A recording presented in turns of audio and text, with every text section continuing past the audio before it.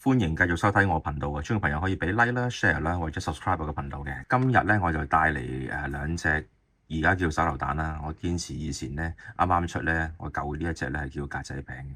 即係呢一隻標咧，其實就係可以講得係初代嘅 Nautilus 啦，絕對係啦。咁其實之前嘅集數提過咧，PP 喺得到 Nautilus 嘅成功之後咧，佢喺90年代係想打造一隻更加運動裝嘅手錶出嚟，咁先至會有呢個Aquanaut 嘅誕生。咁其實大家睇咧，佢啲外框都係好似嘅，都係似 Nautilus， 只不過就冇咗兩邊嘅一隻飛咗出嚟咁樣嗰隻耳仔啦。呢一隻咧就叫做5060，咁都係初代，其實可以叫做做試驗性質。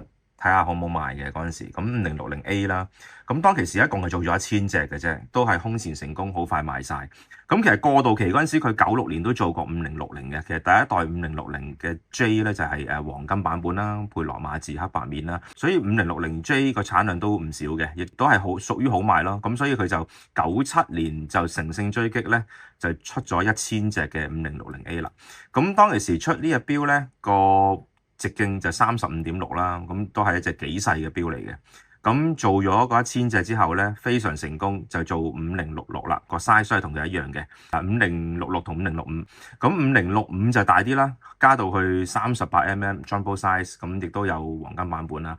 加咗啲嘢嘅就係多咗個透底啦。咁5060就冇透底，咁反而呢個就係5060嘅特徵嚟嘅。我今日帶咗一隻咧再厚啲啦。咁其實因為我中間就冇依排手裏邊咧就冇5065啦，咁我拎咗隻5167。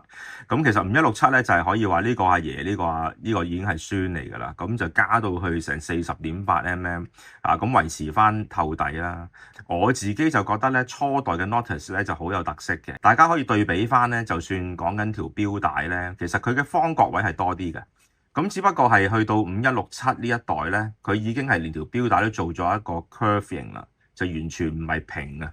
咁加上個錶扣都係啦，錶扣亦都係有啲圓角啊，有啲 curve 啦。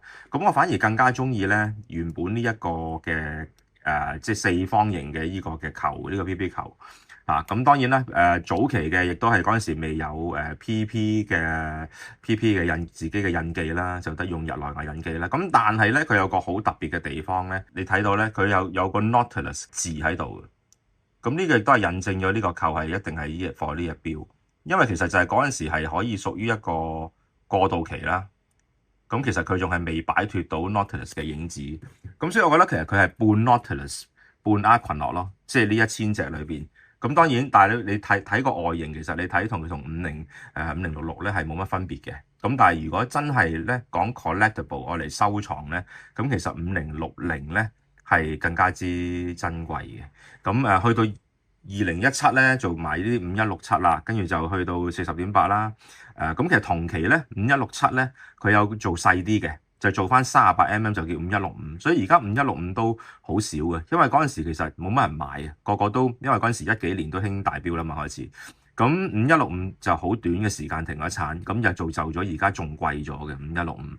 咁後尾再演變就5168啦、5168G 啦、5968嗰啲咧去到42.2啦，殼又轉咗白金啦。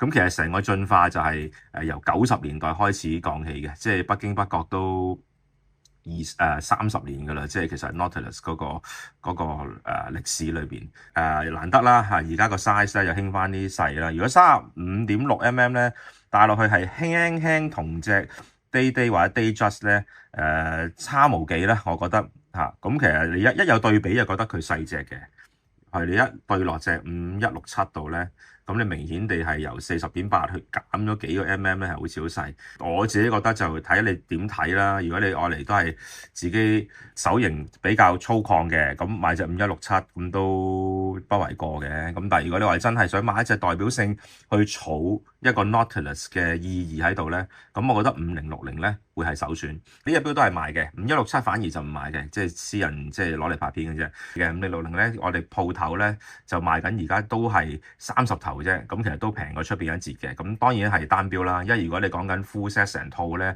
一定係30頭買唔到噶啦，一定係30尾嘅，30中尾啦，起碼都嚇。咁我覺得其實要嚟儲買隻5060咧，都係一個幾好嘅選擇嚇。大家可以睇去我哋嘅 Carousell 啦，或者我哋嘅Instagram 咧都有分享呢個標嘅，可以查詢下嘅。今日介紹佢哋嘅演變過程，由5060開始講到去5167，多謝各位收睇。